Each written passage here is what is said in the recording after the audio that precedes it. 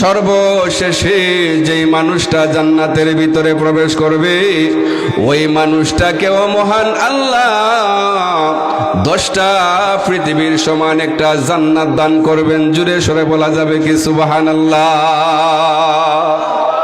সর্বশেষে যেই মানুষটা জান্নাতে যাবে ওই মানুষটাকেও মহান আল্লাহ রাব্বুল আলামিন 10টা পৃথিবীর সমান একটা জান্নাত দান করবেন। ভাইয়ের আমার, বুখারী শরীফের হাদিসের মধ্যে আসছে এক আল্লাহর বান্দা জাহান্নামের ভিতরে জ্বলে আর সে মুখ দিয়ে উচ্চারণ করবে ইয়া হান্নান ইয়া মান্নান। ওই জাহান্নামী লোকটা যখন জাহান্নামের ভিতরে আল্লাহ রাব্বুল আলামিনের দুইটা নাম সে উচ্চারণ করতে থাকবে, অবশেষে মহান আল্লাহ রাব্বুল আলামিন ফেরেশতাদেরকে সম্বোধন করে বলবেন, ফেরেশতারা রে দেখো তো জাহান্নামের ভিতর থেকে কে যেন আমি আল্লাহ রাব্বুল আলামিনকে ডাকে। জাহান্নামের ভিতরে তো আমি আল্লাহকে ডাকার জায়গা না, আমি আল্লাহকে ডাকার জায়গা হচ্ছে দুনিয়ার জগৎ।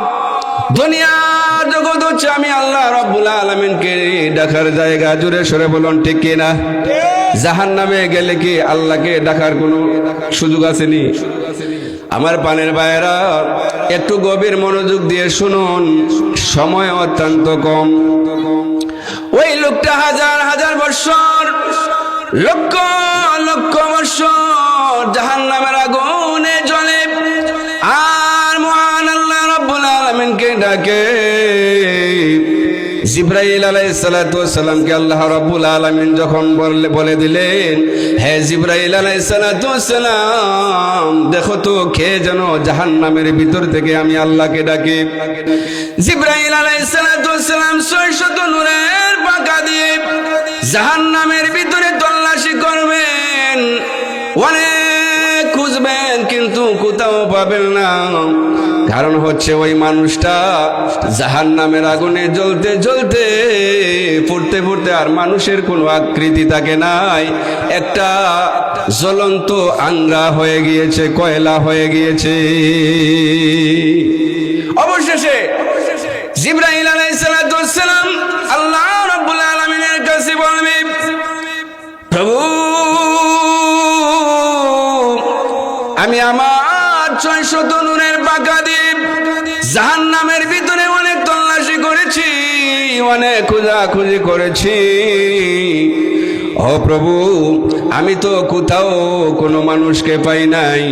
অবশেষে আল্লাহ রাব্বুল আলামিন ওনার কুদরতি হাত দিয়ে জাহান্নাম থেকে ওই বান্দাটাকে বের করে আনবেন। বের করে এনে আল্লাহ রাব্বুল আলামিন জিজ্ঞাসা করবেন, রে বান্দা, তুমি জাহান্নাম থেকে, জাহান্নামের ভিতর থেকে কেন আমি আল্লাহকে ডাকো? আমি আল্লাহকে ডাকার জায়গা তো দুনিয়ার জগৎ।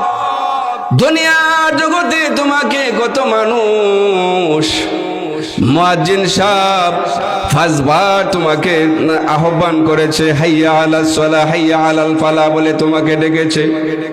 কল্যাণের দিকে আসো, নামাজের দিকে আসো। কত তাফসীর মাহফিলে উলামায়ে কেরাম তাফসীর করেছেন, কিন্তু সেখানে তুমি একদিন যাও নাই, নামাজ পড়ো নাই, আমি আল্লাহ রাব্বুল আলামিনের ইবাদত বندگی করো নাই। আজকে তুমি জাহান্নামের ভিতরে কেন আমি আল্লাহ রাব্বুল আলামিনকে ডাকো জানতে চাই। তখন ওই লোকটা বলবে, আল্লাহ দুনিয়ার জগতে আমি কোনো নেক আমল করার আমি করি নাই। আল্লাহ দুনিয়ার জগতে আমি কোনো ইবাদত বندگی করি নাই। তবে একটা জিনিস আমার ছিল, সেটা হচ্ছে আল্লাহ আমার ঈমানটা অনেক মজবুত ছিল। আল্লাহ আমল না থাকার কারণে হাজার হাজার বছর আমি